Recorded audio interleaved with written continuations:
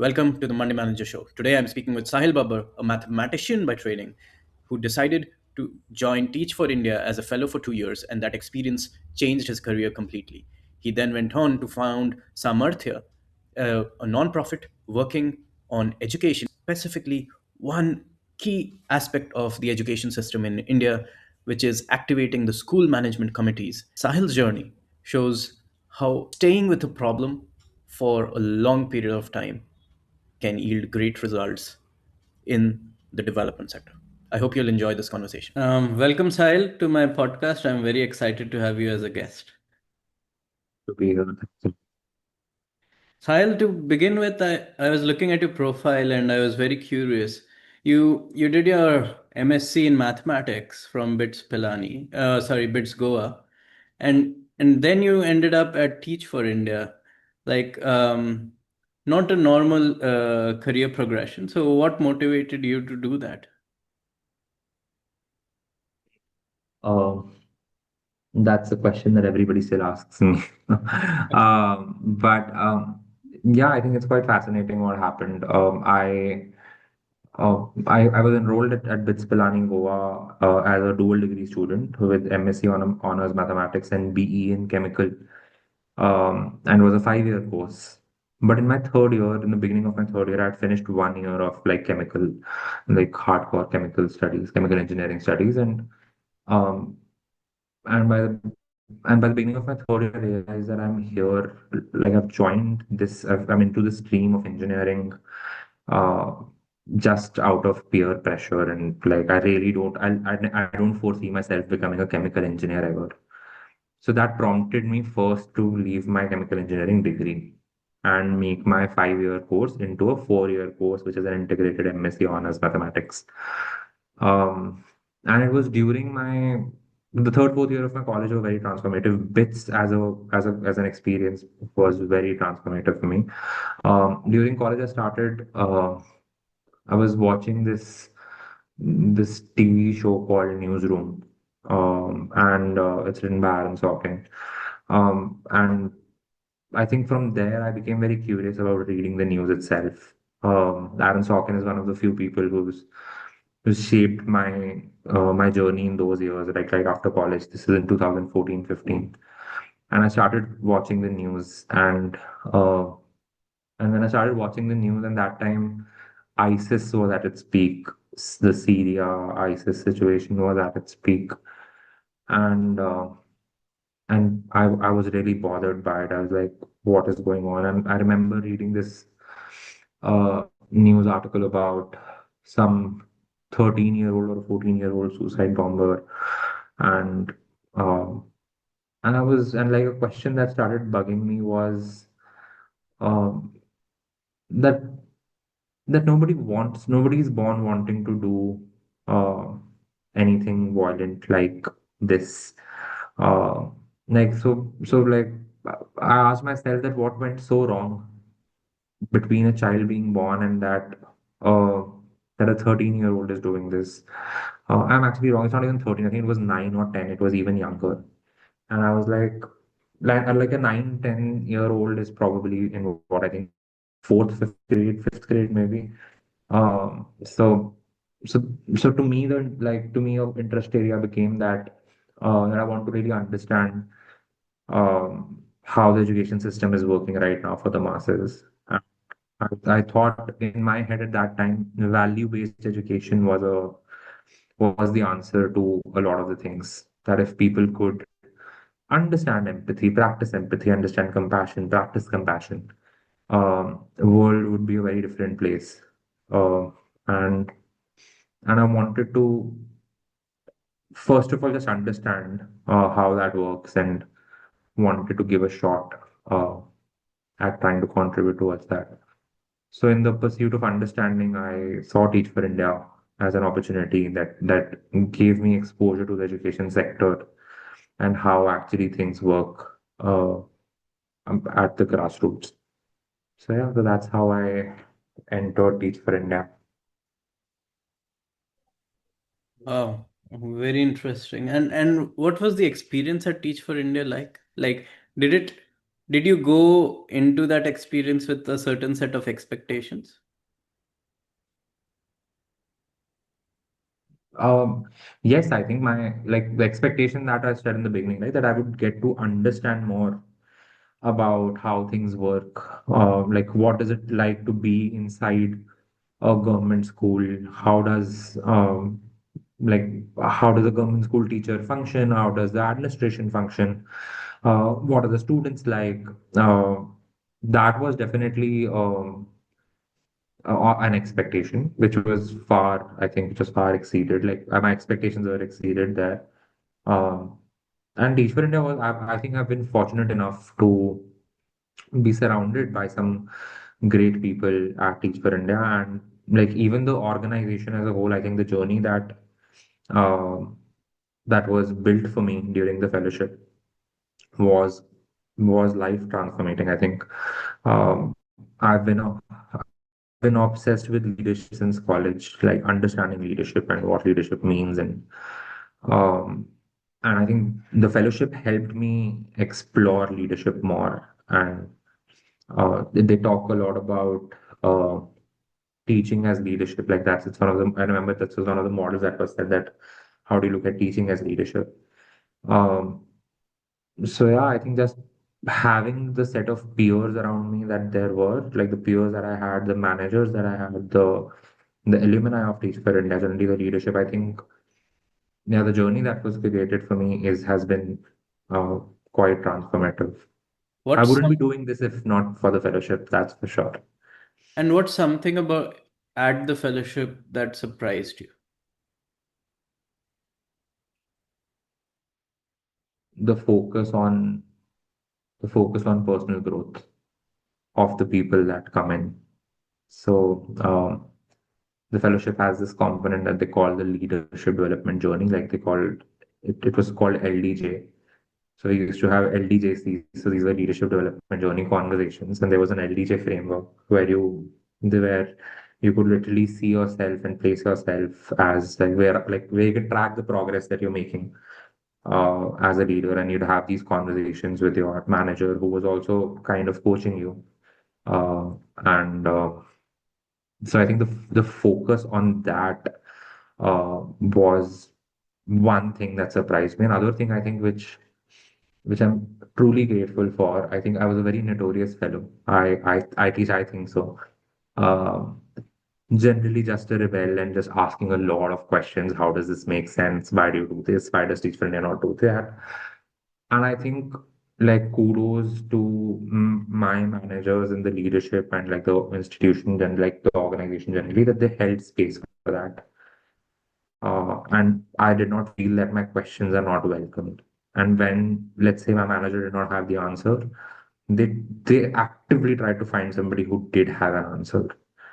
And being connected with those people who were Teach for India alumni, maybe sometimes from outside, is also a very key factor in Samarthya existing today, like in the organization existing today. Yeah. Right. And did you meet your co-founders of Samarthya also at Teach for India? Yes, yeah, some of us were in the same learning circle, or we met during institute, which was like the training period for Teach for India when you enter.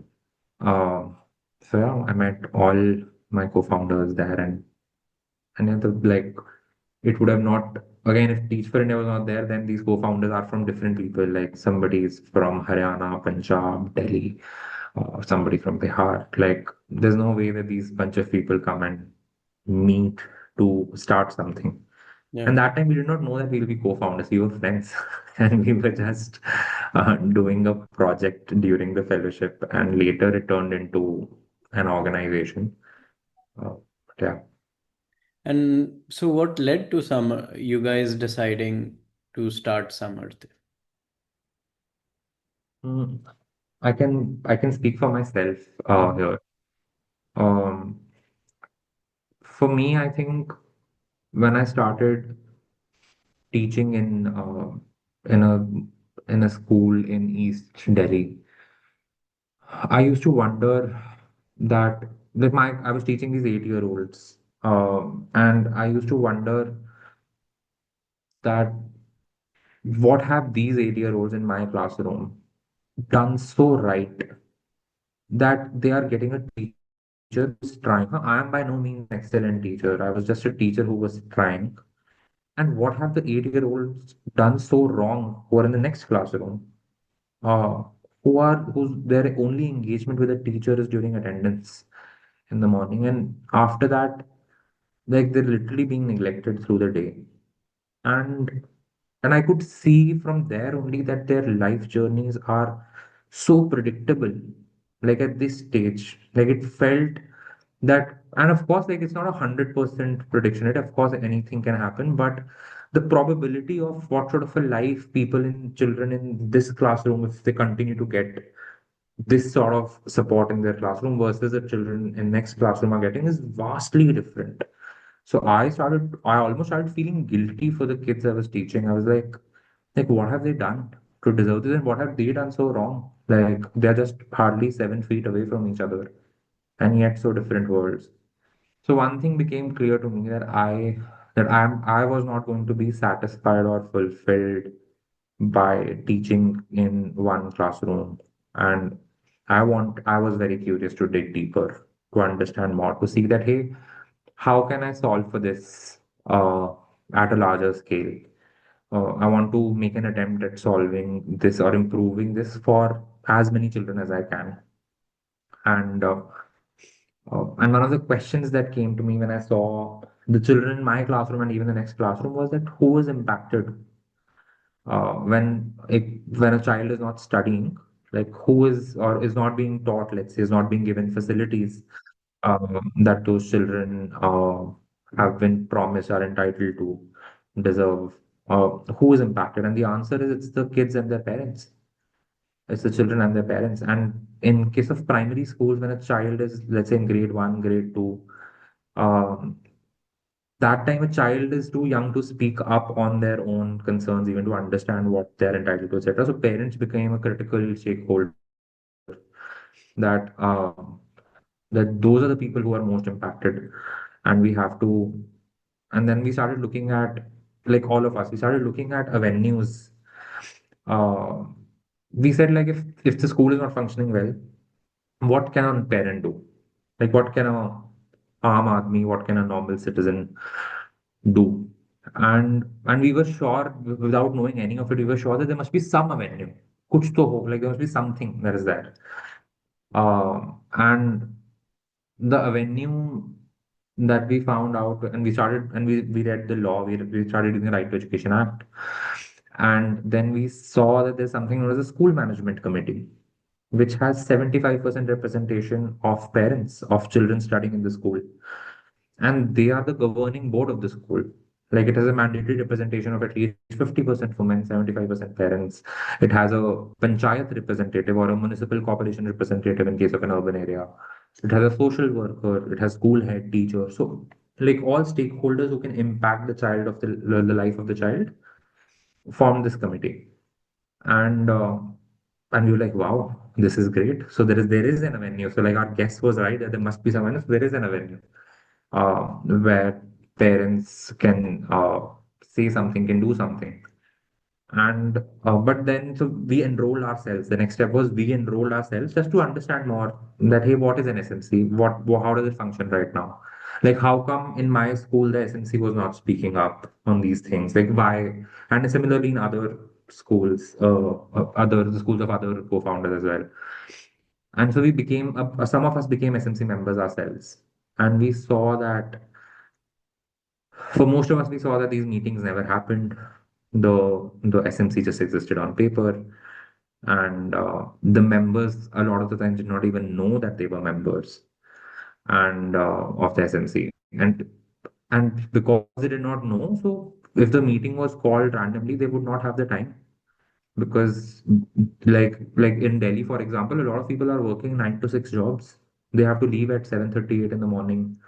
So how do you take out time for the school?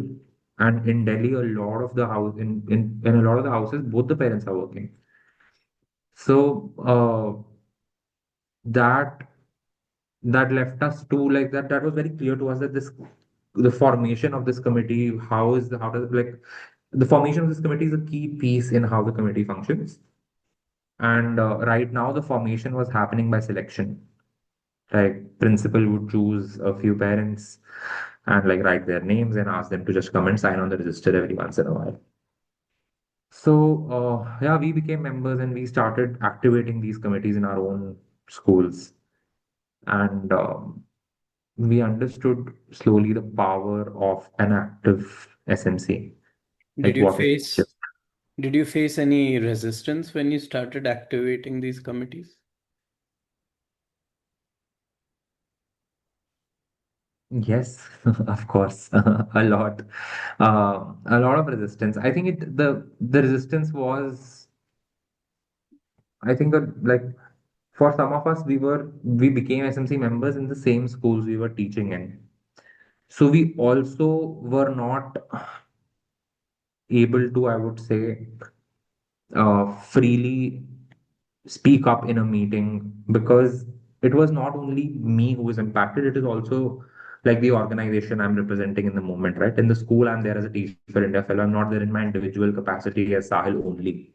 I'm also there as a Teach for India fellow. So that was more of an understanding endeavor. But when we ventured outside Teach for India schools, we went to the government at the time and we said, can you give us your few of your most challenging schools?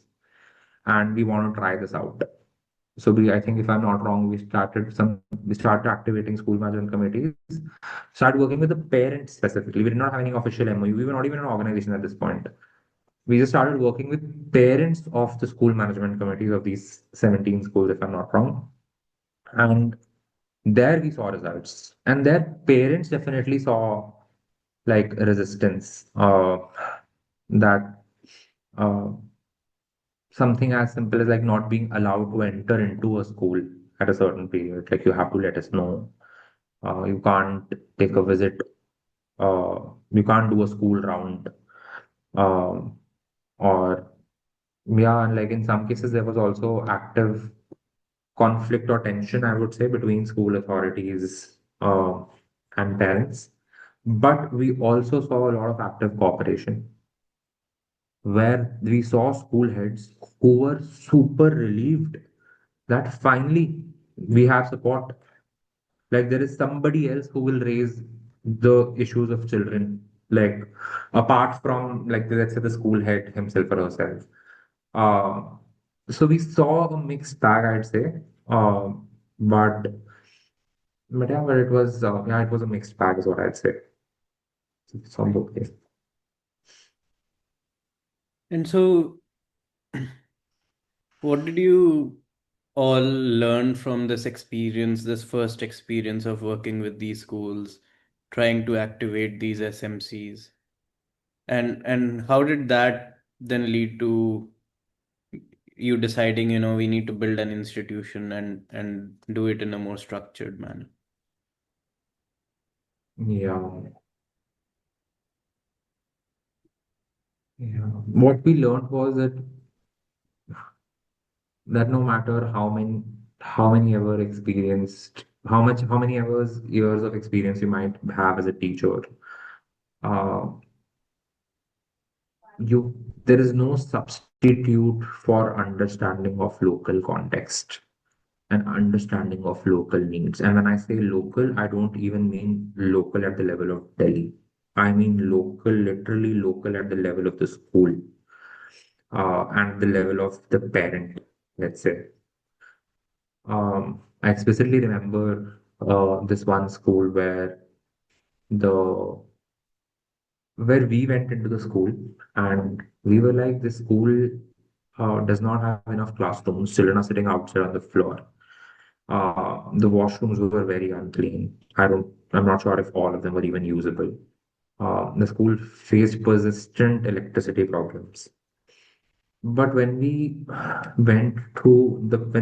spoke to the parents, the school management committee members, we were we were asking them, like, what would you want to change in the school? What would you want in the school? They said in such a school, they said that हमें ना यहाँ पे gate बनवाना है. हमारे school में ना एक ही गेट है, हमें गेट एक और चाहिए. And we were like, wow, like how was this prioritized? And it was almost unanimous that हमें gate ही चाहिए.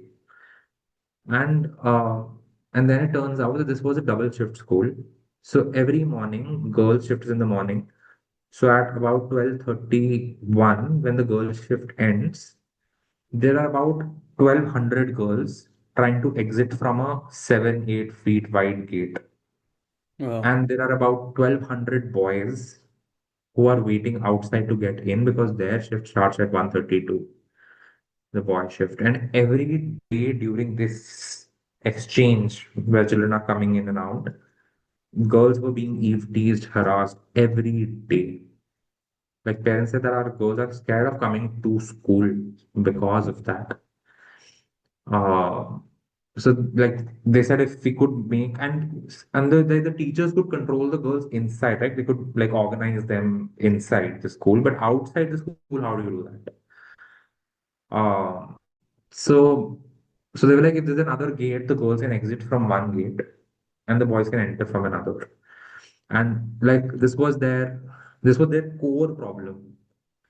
And so yeah, and then like they also wrote to the Delhi police. They got a PCR vehicle stationed there during exit. But that's what they wanted. Like so, so what I understood, what we all understood, I think, was that there is no substitute to contextual local wisdom, and we could be experts in our respective fields, but and that has value and that we can contribute with, but there is no substitute of context, nuance, and involving those who are most impacted.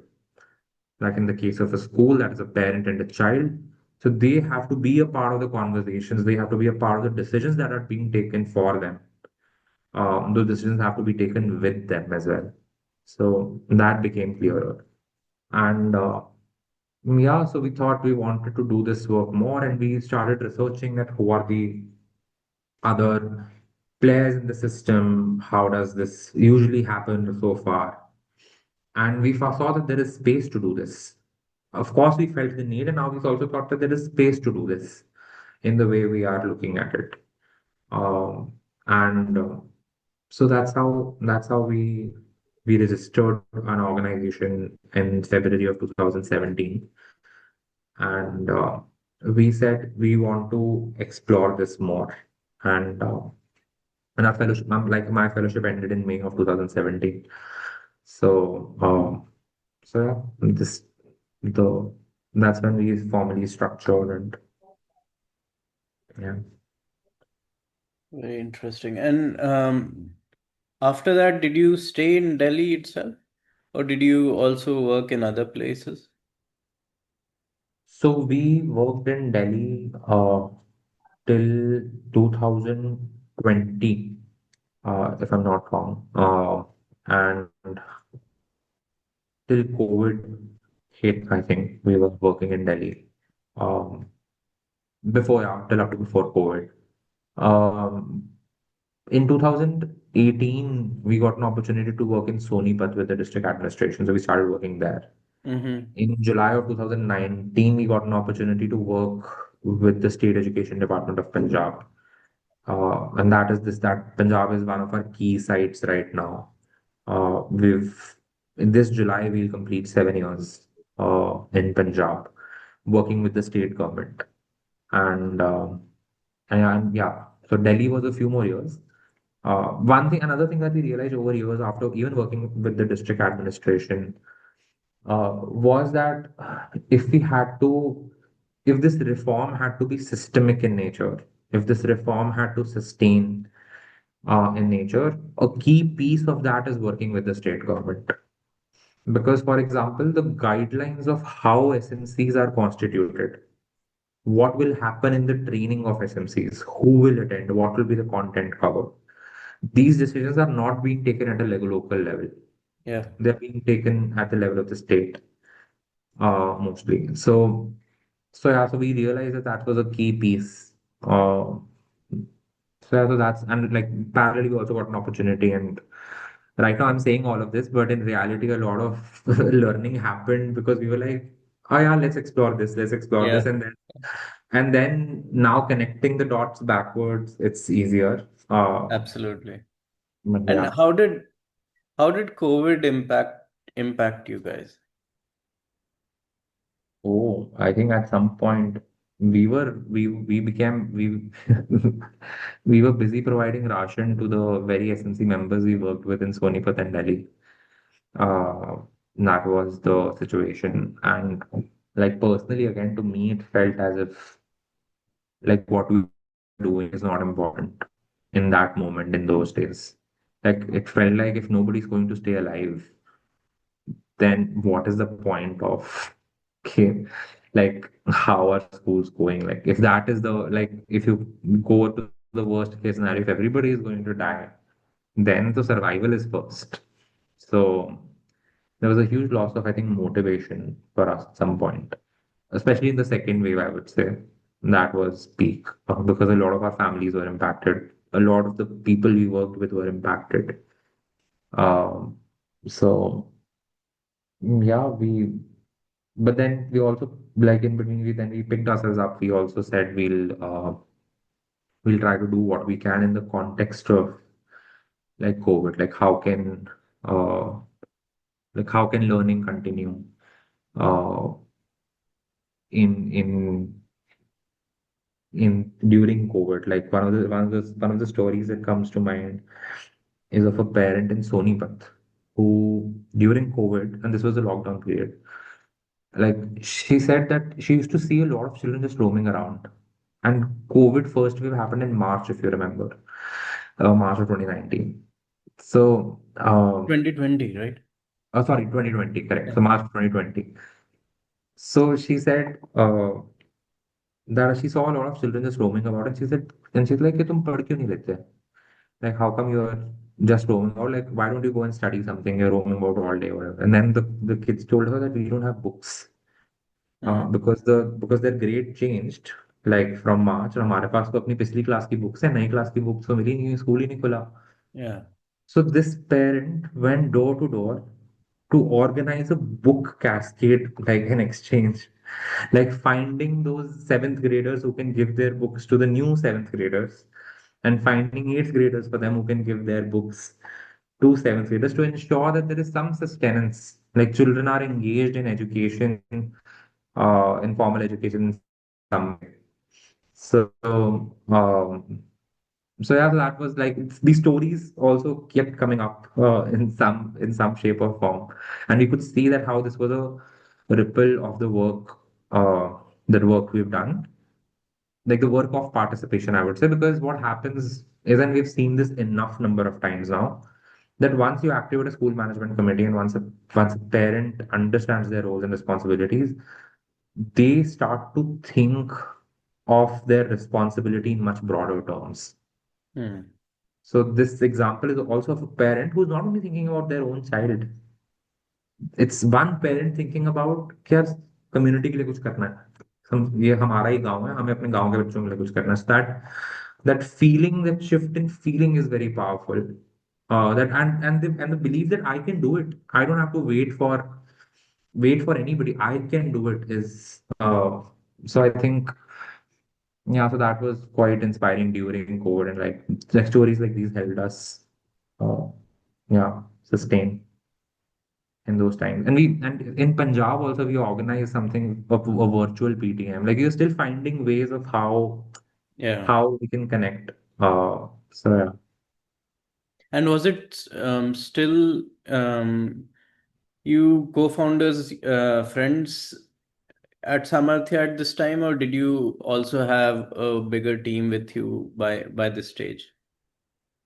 No, during COVID we were still a very small team, maybe four, 5 people. And our organizational size only grew after COVID. This was in 2022. Right. And yeah, but at this point, we were still five, sometimes four, sometimes 5 people who were working on this. Right. So 2022 is roughly 5 years since you started Samarthya and the work, right? And so Yeah. did the original thesis with which you began, Did that thesis change, or did it strengthen? Oh, it's strengthened. To me, the conviction that um, like that it's non-negotiable to fight for this cause. Uh, like that no matter what happens, it's worth fighting for. That became very clear because we could see how, at a large scale, the people who are most impacted by decisions were not heard. There was no space. Um, one of the and another example I like to give you, one of the when we ask people that what would you want change in the school, or like why don't you visit the school, or uh, so one of the things that parents used to say was हमें ना इज्जत नहीं देता कोई. They would like, and they would not say इज्जत, by the way. They would say हमें ना पानी को नहीं पूछता कोई, हमें कोई बैठने को नहीं बोलता. So these are dignity markers for them. And we realize it's so key. Like creating that environment where the person who is anyway, there are pre-existing conditioning around, probably there is around gender differences, around financial differences between, let's say, a school head and a parent, right?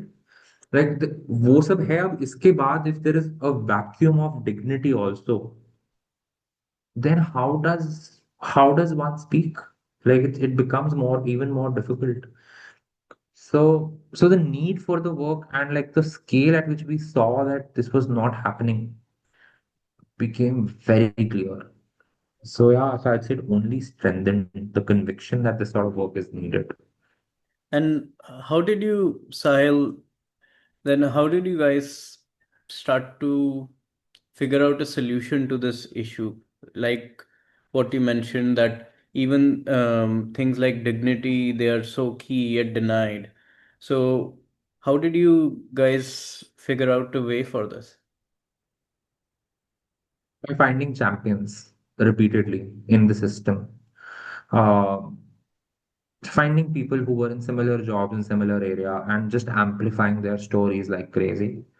So and like doing things with those champions that helped them, like people who were open, who said, yeah, this is the right thing.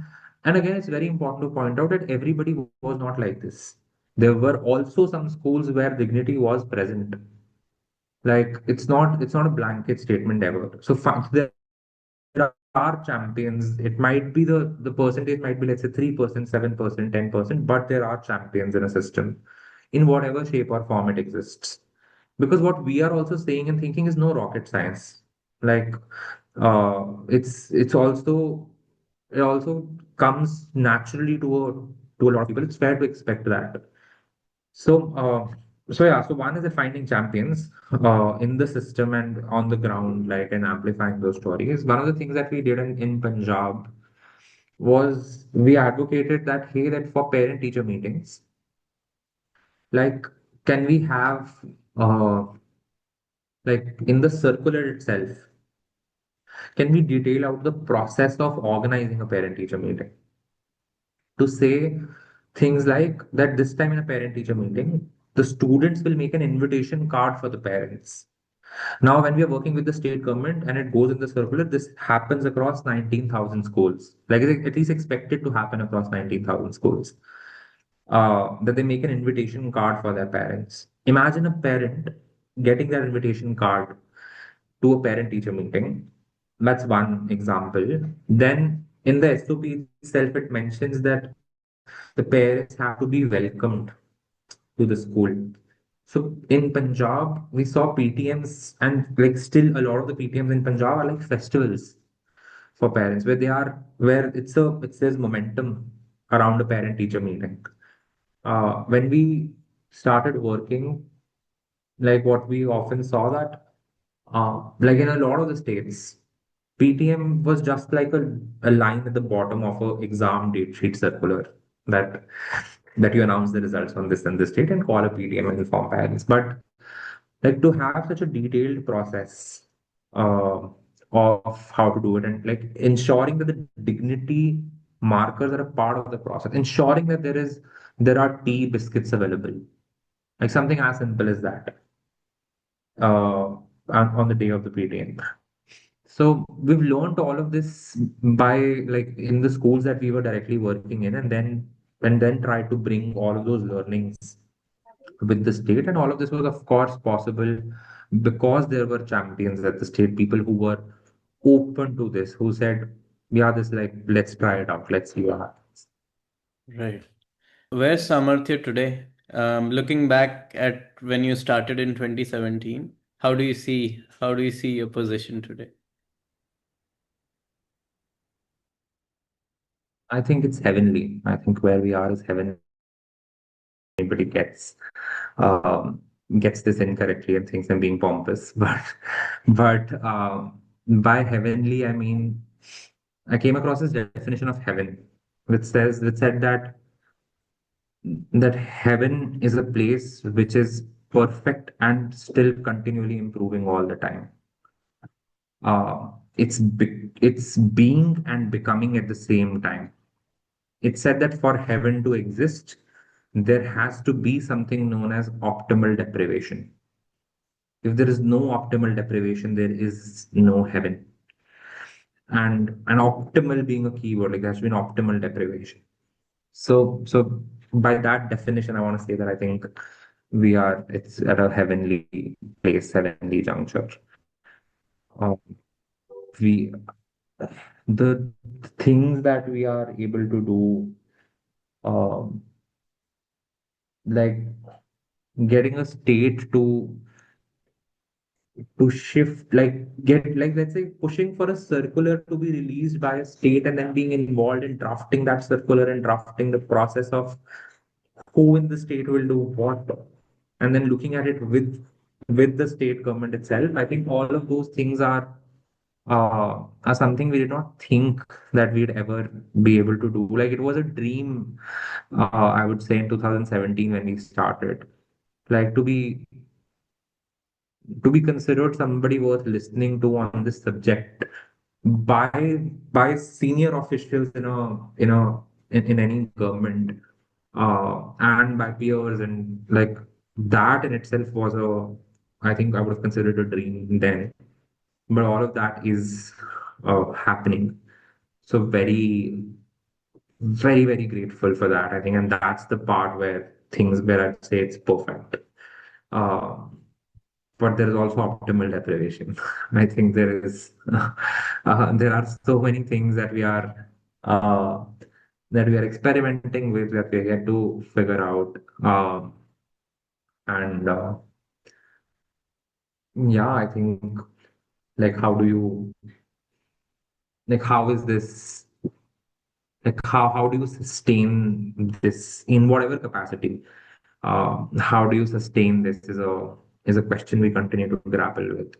Uh, what role can the new technologies coming in play, uh, is another question. How can we equip other NGOs? There are about, I think, 4 lakh education NGOs in India. How do we equip them to make this a part of their work? Uh, how do we share what we've learned with everyone? How do we do what we do with the state more quickly?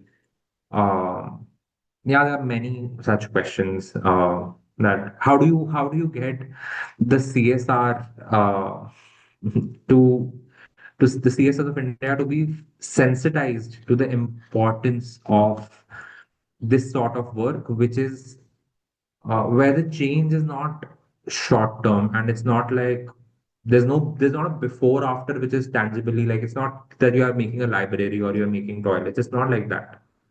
Like you're improving participation, you're building the capacity of the state to do that. Like you're working with the state to do that. So like those are some of the challenges that we continue to work on still. Right. And and how do you tackle the challenge of raising funds, running an organization? Nowadays, well, you see in the news that a lot of donor funding is drying up for nonprofits and things like that. So how do you keep going in these kinds of situations? I think we just continue to one, like put our head down and do the work. Uh, like that's sorry, that's I think that's a overly simplistic answer. But I think we continue to focus very deeply on forming champions of our cause, forming deep connections with people who start to think that, like, who become true cheerleaders of the work that we do. Like people who will go out and say that, hey, I want these people to succeed. I want this work to succeed. And cultivating those champions is what we focus on. Like, of course, there is a global context and all of that that is happening. And and I think being bogged down by that does not necessarily serve us. Being aware of it is definitely in service of it, but just being focused on identifying who could be those possible champions. How do you get them to participate in the organization also? One of the key concepts that we are trying to translate on ground is that participation breeds ownership. Like, how does a Raghav know that if it's the wedding of, let's say, his real brother or a distant brother, is by knowing if Raghav is involved in administration at all. Can Raghav change the food menu? Can Raghav get the DJ to go on an hour longer? Like, can you change the decor of the place? Like, if you have say in decision making, tells me that it's a marriage of somebody who you consider to be your own. So participation breeds ownership. Like, so similarly, like for us, like with champions, how can we get them to participate in org building so that they Yeah. start to think that कि ये तो मेरा है. So that's what we, I think, focus on. And also, I want to say we struggle. It's not, it's a lot of struggle, and it's also a lot of grace. Like, it's also a lot of happenstance that we were in the right room at the right time. But it's just that you focus on improving your luck surface area. Like, you build your network, and yeah, just we can work towards increasing your luck surface area. You cannot control being lucky, but that's something that you can control. Yeah. Yeah. And talking of struggles, what has been the biggest struggle over these last 9 years?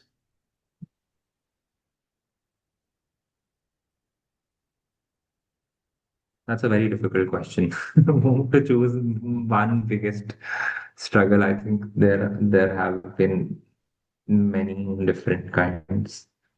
Um, I think on a personal level, it's been able being able to adapt to the needs of the cause and the organization, individually. Mm-hmm. Like, for example, I am not somebody who would necessarily like to walk up to strangers and talk to them. Right. Uh, but the work demands me to do that. Uh, I'm not somebody who would really thrive on making a lot of SOPs myself, like personally, I'm talking about me. But when there are more than a certain number of people in the organization, you need those systems, those processes uh, in place. So I think just being able to catch up timely to those changes that the cause of the work demands is has been key. I think leading this sort of work, uh, because like this is not what we're doing within education sector, within education space is not mainstream education work. It's not that by a distance. So I think from an organization perspective, finding people in positions of authority to be like finding those people and like ensuring that they continue to work with us, uh, I think has been a has been a challenge that we've been dealing with. Uh, yeah, there are many more, but for now, I'll just say these. I understand. And Sahil, what lies next for Samarthya? Like, what does the future look like?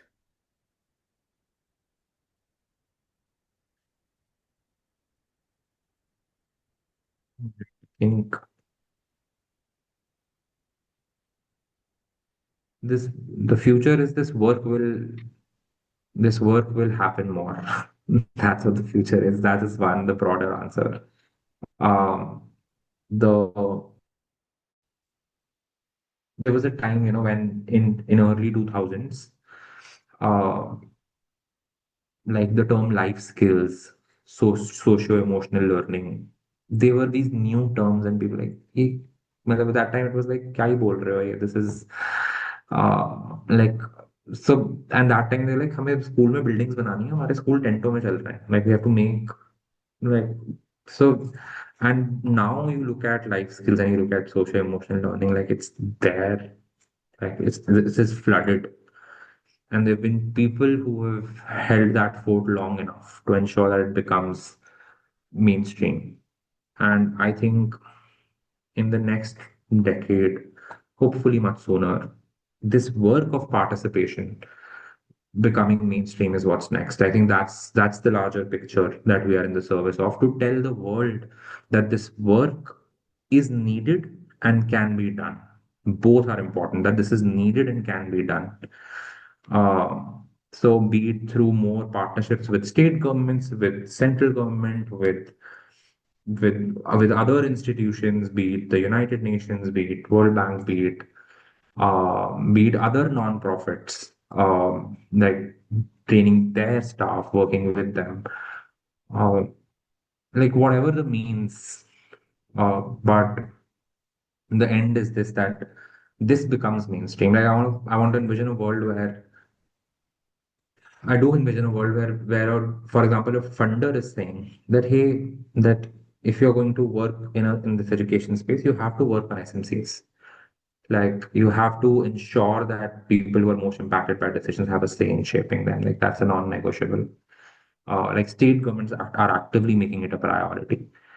Um, so I think that is what we are all in service of. Like immediately it'll look like more partnerships with, like in the short term, I can tell you it looks like more partnerships with state governments. Right now we work in Punjab and Nagaland. Both places we have partnerships with state governments. So more partnerships with state governments and more partnerships with non-profits is, I would say, uh, lie in the immediate horizon. Like that is the visibility that I have right now. But all towards this larger objective that I shared. Understood.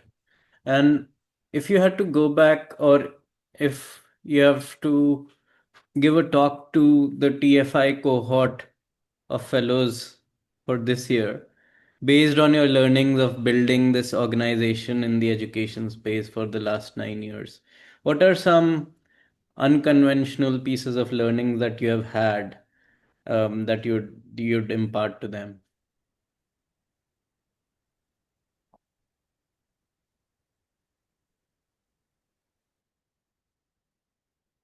I think building the appetite to stay with the problem uh, is so crucial. Is so crucial. Like it's so natural and also so easy sometimes to just give up and say कि भाई ये जो होगा वो करते हैं. So that I think, like building the appetite to stay with the problem. Like they say, Rome wasn't built in a day. I think the problems that we have right now are a manifestation of compounding, cascading nature of all things combined: the culture, the administration, like the world, global politics, local politics. Like it's a result of all of that. So like if you have that expectation कि जी हम आएंगे और हम में से कोई जादू की छड़ी चलाएंगे, तो you are like it does not serve. uh it's not likely to serve you. So I'd say that just having the appetite to stay with the problem and really understand it, like unpack it. And if in the context of India, I'd encourage more and more people to think from a systemic lens. And by that I mean just asking yourself that if my NGO or if my nonprofit did not exist, whose work is this? Who is supposed to do this?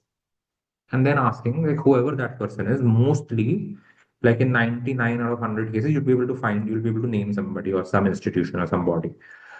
Um, and then asking that, hey, why are they not able to do it? Are they not, do they not want to do it? Are they not able to do it? Do they don't have the money? And then asking that, why is that? Like going deeper with, and that's what I mean, like staying with the problem and then just going deeper. I think that is key. The other piece that I would give is that uh, it's not easy, and you have to be resilient, and you have to have your self-awareness game uh, leveled up. I think you need to have it leveled up perpetually. Like, so you have to be ready for that. And like I want to say that if it were that easy, तो हो जाता ना अभी तक. Like there've been well-intentioned people in the past. नहीं है ना easy, तभी तो नहीं हो रहा है, तभी तो उतनी जल्दी नहीं हो रहा है, प्रोग्रेस हो रही है, और प्रोग्रेस हो रही है क्योंकि कुछ लोग लगे हुए हैं. But yeah, like so self-awareness, taking care of your mental, emotional well-being, physical well-being, and just expecting a lot of grind. One thing that uh, this thing that I always remember. Naval Ravikant is again one of the people I really listen to a lot, and he says that there are a lot of people who want to reach the top of the mountain.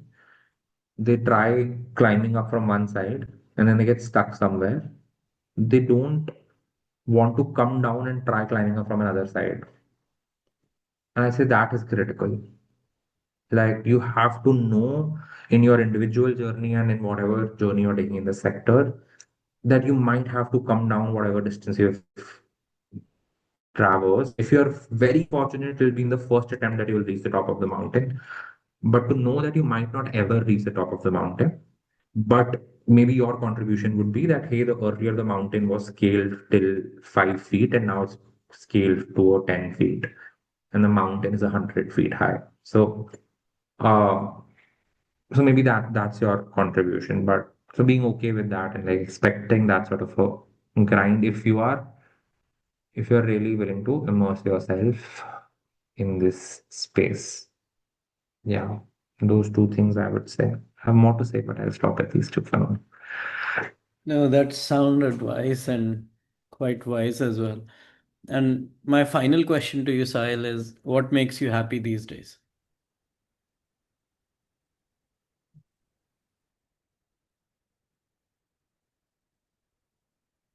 Seeing my team do amazing things is one. Like I think it's good to like not be in the at the yeah, it's good to see people who like join right in front of you, and then those people being able to do some of the things that you used to do at some point. The wo I think seeing that transition is a lot of joy. Uh, yeah, just that, like what I said earlier, I think just sometimes just doing things that that we probably would have dreamt of. Like everybody talks about shaping policy and policy advocacy. I think in our work in the last 9 years almost now, I can confidently say that we have actually advocated for policy changes which have happened. So whenever I see that, that gives me a lot of joy. Meeting stakeholders on the ground, I think, be it a block officer or a teacher or a parent or a student, uh, talking to them is joyous. On a very individual level, playing badminton is brings a lot of joy, and watching movies brings a lot of joy. So, yeah. Great. On that note, Sahil, thank you so much for being a guest on my podcast. I really enjoyed our conversation. Thank you so much, Raghav. Thank you for having me.